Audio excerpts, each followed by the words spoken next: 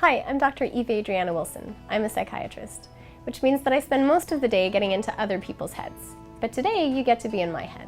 You get to see the world through my eyes.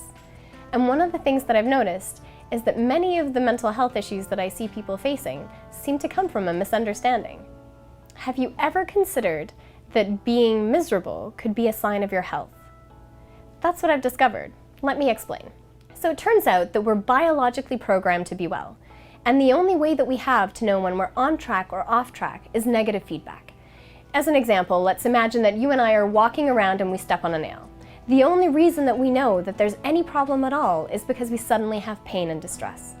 And the amount of pain and distress that we have is directly connected to how life-threatening the problem is. So if we ignore that nail in our foot, and the pain and the distress gets more, it's because the infection is spreading and it's becoming more and more life-threatening. It turns out it's the exact same mechanism in our emotional and psychological life. We've all dealt with someone who's not treated us with respect or been hurtful, and when we even think about that person, we get tight or anxious. All that is that strong and healthy part of us saying, something's not okay. You need to do something differently. It's inviting us to take action so that we can be healthy.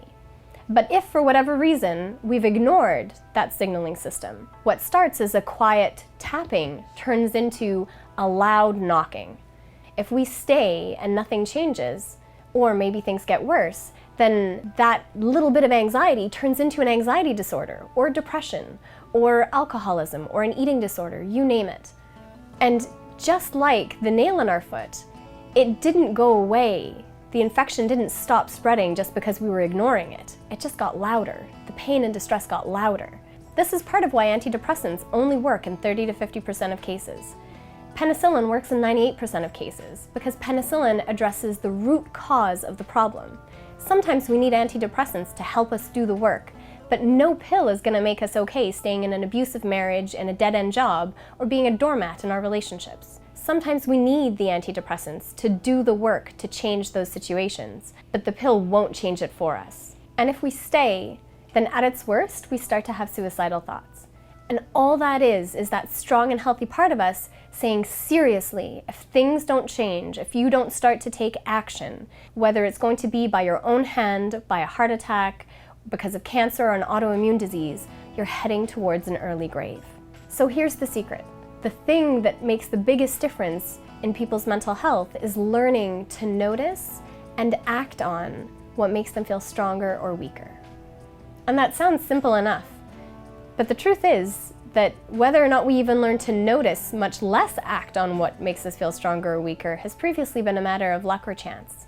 And so I would like you to share the secret, because being able to tell what makes us feel stronger or weaker allows us to be healthy. It also allows us to know what our values are, and living our values is a requisite for us to be able to navigate the ups and downs of life.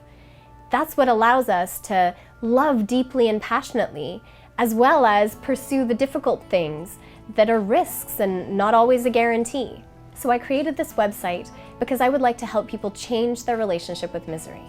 I want to help people move from getting stuck in misery to being curious about what it's telling us, to move from experiencing our life and evaluating it to taking it as feedback and following what it's guiding us to do to be healthy. Making this website, that's part of what makes me feel stronger.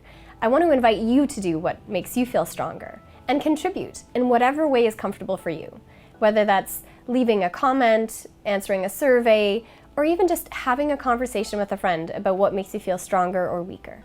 So explore the site, share what's helpful, and get involved. It's time for you to live your epic life.